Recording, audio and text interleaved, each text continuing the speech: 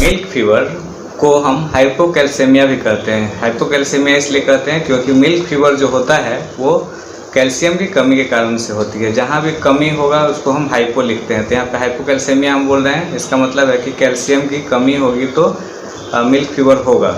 Milk fever मुख्यतः बच्चा देने के बाद ये होता है। मसल में कमज़ोरी हो जाती है और इसमें पशु जो है वो स्टर्नम के सहारे बैठता है, कभी कभी एक साइड की तरफ वो लेट जाएगा। तो ये सब इसमें आप देखिएगा लक्षण आपको ये दिखाई देगा। तो पशु खड़ा होने में असमर्थ हो जाएगा। जब लेटरल रिकम्बेंसी में आ जाएगा तो पशु खड़ा नहीं हो पाएगा और पशु का टेम्परेचर इसमें नॉर्मल जितना होता है उससे कम रहे।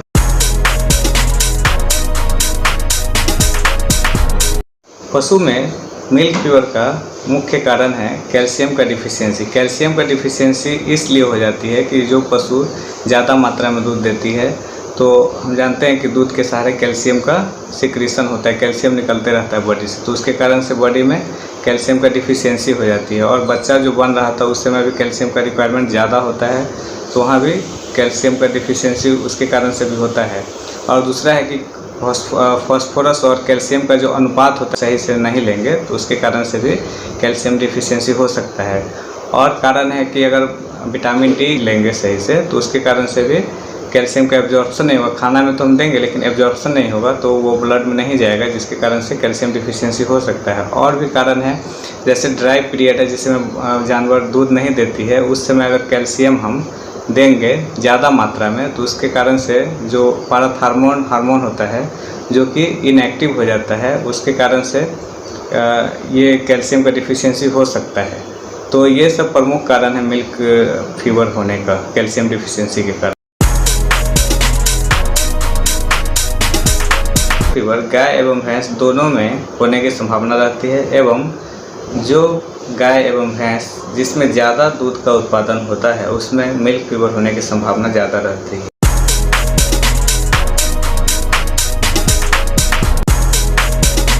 मिल्क फीवर का 3 स्टेज होता है। स्टेज ऑफ एक्साइटमेंट, इसमें पशु में सिहरन, चलने में लड़खड़ाएगा पशु एवं मसल वीकनेस होगा। स्टेज ऑफ एक्सटर्नल रिकम्बेंसी, पशु खड़ा नहीं हो पाएगा एवं रीढ़ का हड्डी जो आगे में होगा उसको कोस्टर्नम बोलते हैं, उसके सहारे पशु जमीन पर बैठा रहता है। बॉडी टेम्परेचर नॉर्मल सामान्य से कुछ कम, पागुर जो करती है पागुर करना बंद कर देगी और गोबर नहीं निकलेगी और पेशाब भी बंद रहेगा। स्टेज ऑफ लेटरल रिकम्बेंसी, पशु खड़ा नहीं हो पाता है, पशु का तापमान सामान्य से कम होगा एवं पशु एक साइड में करके अपना बॉडी को लेटा हुआ रहेगा। पशु की मृत्यु 6 से 24 घंटे के अंदर में हो जाती है।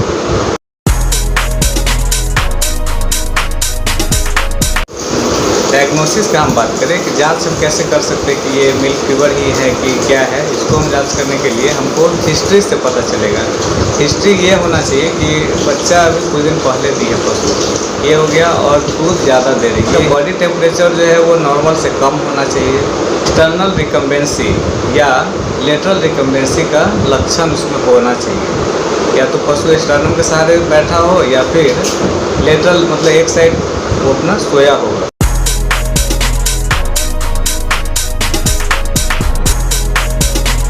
ट्रीटमेंट का अगर हम बात करें तो ट्रीटमेंट हमेशा पशु चिकित्सक के देख रेख में ही करवाना चाहिए, क्योंकि प्रत्येक दवा का डोज और बहुत सारा साइड इफ़ेक्ट ये सब वेरी करता है। और कैल्शियम की कमी से हो रहा है तो इसमें कैल्शियम बोरोग्लूकोनेट इसमें चलाते हैं। कैल्शियम जो है कार्डियोटॉक्सिक होता है, इसका कार्डियक पे इफेक्ट होता है कैल्शियम का। तो कैल्शियम का यूज करते समय बहुत ही सावधानी बरतना चाहिए, स्लो यूज करना चाहिए और कैल्शियम का बोतल को बॉडी टेम्परेचर पे ला करके ही यूज करना चाहिए। तो ये सब बहुत सारा उसमें ध्यान रखने के लिए बात है, जिसको आप ध्यान में रख करके ही कैल्शियम का यूज कर सकते हैं। कैल्शियम का ओवर डोजिंग नहीं करना चाहिए।